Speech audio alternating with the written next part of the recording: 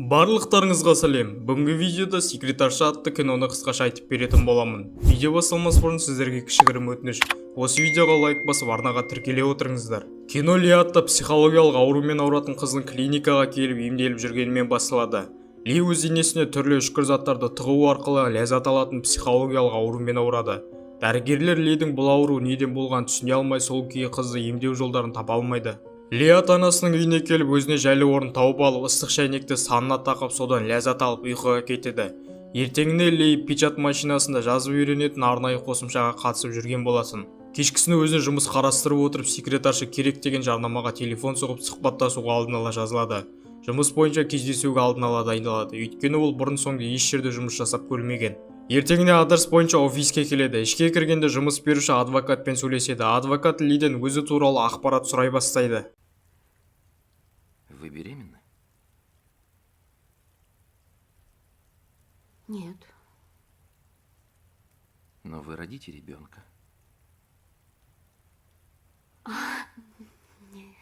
Нет. Живете в квартире? В доме.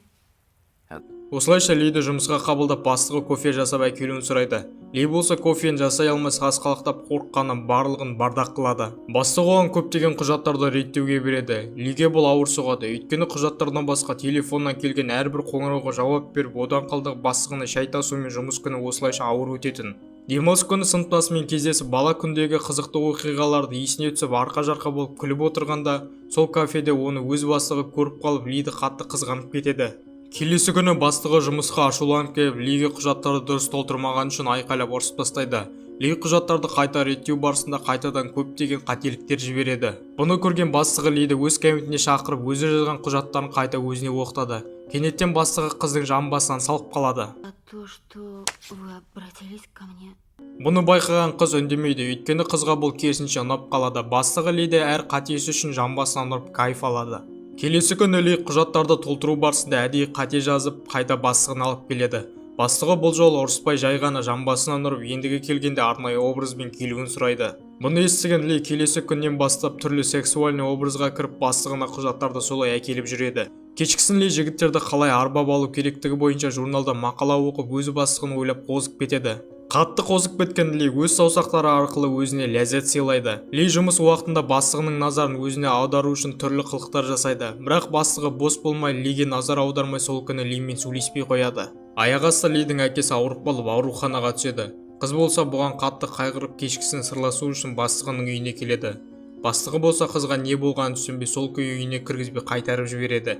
Келесі жұмыс күні бастығы бұндай нәзік қылықтарының дұрыс еместігін түсініп, құжаттағы қателіктерді түзейтін қызыл фломастерлерді мусорға тастап жібереді. Ли болса нәзік қылықтарымен бастығының алдына өтірік қате құжаттарды алып келеді. Бастығы бұған қатты назар аудармай, құжаттарды қайта жазып алып келуін береді. Қыз болса бұны түсінбей, бастығына ұнау үшін түрлі сыйлықтар жасайды. Бастығы болса бұған қатты назар аудармай, білмегенсіп түр жасап алып жүре береді. Қыз болса бастығынсыз өз-өзін ұрып, арнайы ойыншықтар арқылы ләззат алуға тырысады, бірақ ешқандай ойыншық көмектесе алмады. Бұған шыдай алмаған Ли бастығынан үміт болмаған соң сыныптасымен кездесіп махаббатпен айналысады.